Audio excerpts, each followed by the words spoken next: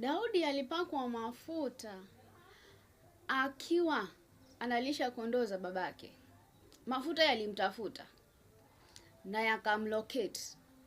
After location, he has to wait until God's time. Na wakati wa Mungu ukifika, hakuna wakupinga. Ulifika na Daudi akatumika. Ila kuna changamoto, challenges ziko nyingi.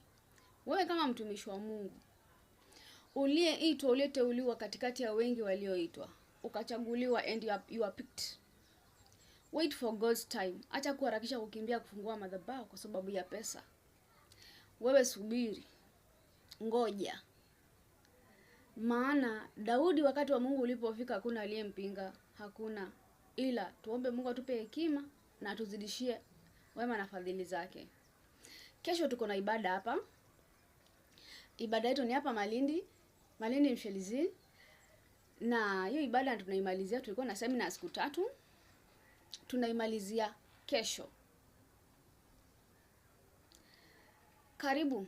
Karibuni. Malindi kote, Mombasa, Nairobi, Nakuru, Kinangop, mmekaribishwa. Shalom.